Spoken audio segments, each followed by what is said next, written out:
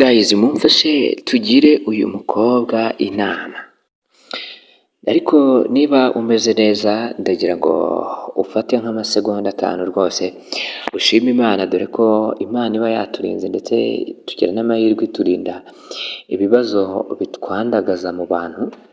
Ariko nanone nubwo twabaho nta bibazo dufite, burya Imana ibibizi cyane. Reka sinizimbe mu magambo mbagezeho ikibazo cy'uyu mukobwa. Umukobwa wanyandikiye kuri WhatsApp arabimbaza ndetse yifuza ko nanamugira inama. Ndavuga nti ibintu ntabwo nabyererana, reka mbisangize n'abanyarwanda, reka mbibaze abanyarwanda bankunda, ubundi turebe ko twamugira inama. Ntabwo ndi buvuge imyirondoro kubwo ubushake bwe, ariko ikibazo cyo ndakivuga. Umukobwa yaranyandikiye arambwira ati ese wangira inama? Ndabwira nti nta kibazo. Arangije aranyandikira ati ndi umukobwa mfite umuhungu dukundana, ariko dufite ubukwe vuba aha ngaha. Yansabye ko twabanza tukaryamana kugira ngo azamenye ko azabe shuwa neza y'umukobwa agiye kubana nawe,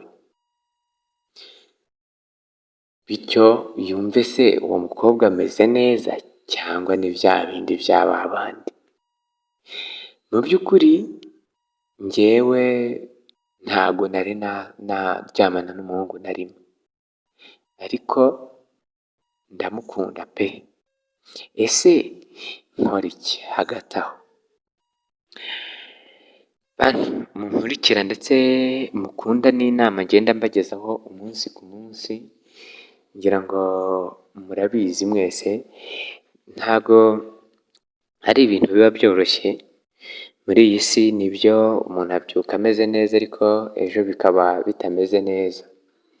Kugira ngo mumfashe tugire uyu mukobwa inama, kuko araremerewe pe. Ese ari nkawe wabigenza ute? Njyewe mu kumusubiza namusubije mu magambo ameze atya. Naramubwiye nti mu by'ukuri urukundo ntabwo rugaragazwa no kuryamana, kandi umuntu burya wawe ntabwo aguhata, nta nubwo iyo ikintu kitabaye ashaka ubundi buryo. So niba koko warakomeye ku ijambo, tegereza, kuko wabona nakubwiye ati nta kigenda. Ariko nanone making sure ko nujya kwemera uzemera n'ibizakubaho nyuma y'uko yumvishe ko bitameze neza. Njye nuko namubwiye. So ubwo rero njye nuko namubwiye, niyo nama namugiriye. Ese tubwire muri comment, tubwire nawe ari wowe wabigenza ute?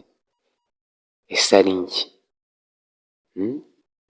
Jya hasi muri comment utubwire.